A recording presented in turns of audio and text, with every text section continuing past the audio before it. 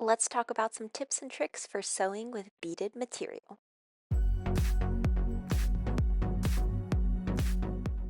Welcome, I do sewing and DIY related content, and today we are going to be talking about sewing with beaded material. Now, beaded material has these little beads sewn on, so when you kind of rub against them, they'll make a sound, and I'll do that for a second for you to hear.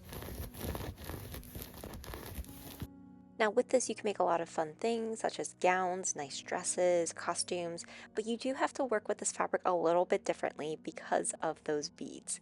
So, one of the things I do want to talk about is when you get to your sewing machine. So, before you get started, you are going to need some special items. So, instead of just using that universal needle, you probably are going to want to try to use a microtex needle.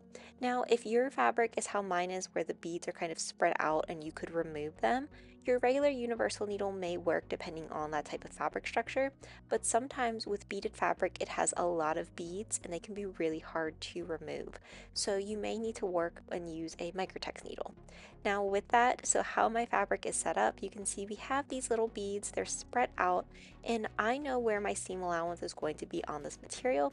So that means that I need to go through and remove each of these little beads from that seam allowance area. So maybe from about a half of an inch to the edge of that fabric, I'm just going to go through and remove all of those beads. Now, the reason for this is that the needle on the sewing machine cannot go through one of these beads. It's going to cause either the needle to break, it's going to cause the bead to crack, it can actually cause damage to your machines. So you're going to want to go through. You could use scissors, you could use a seam ripper, you can also use like little clippers and just take out those beads if it's something where you can easily go through and remove them. So that's what I did with this fabric here.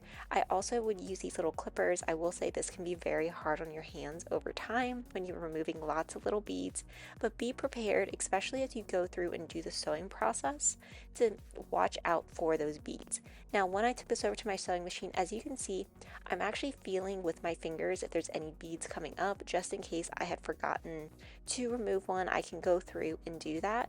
So that's a much smoother sewing process for me, and I'm not worried about breaking my machine. Now, if along the way I did find a bead, what I would do is I would stop. I would very quickly try to cut it off so that it wasn't going to damage the presser foot, it wasn't going to damage the needle. But I will say that mistakes do happen. Occasionally, a bead would kind of get in the way. Most of the time, this turned out okay, but I did have one incident, especially sewing this a dress, where the needle completely broke and I had to sort of start over with getting a new needle.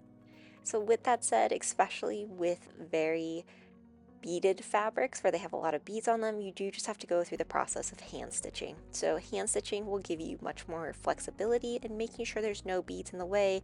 You're not going to be breaking your needle because you're able to kind of move around with that hand stitching needle instead.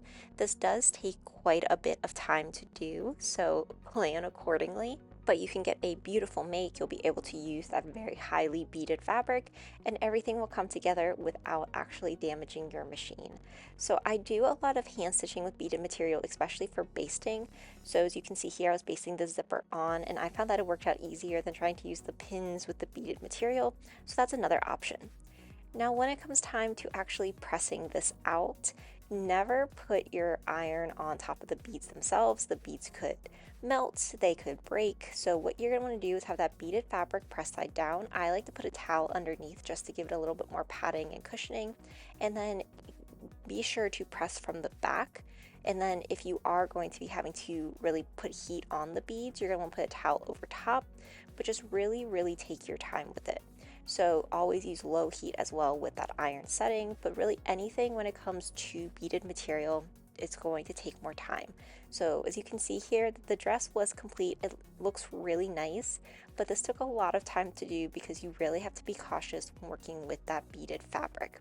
So plan that out. If there's something you want to make with beaded material, just make sure you go slowly and do some test swatches. Test this out to see how it works on your machine. Do you need to do any special steps beforehand?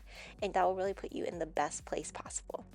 If you enjoyed this video, be sure to like, comment, and subscribe, and let me know what your tips are with sewing with beaded material. Thanks for watching.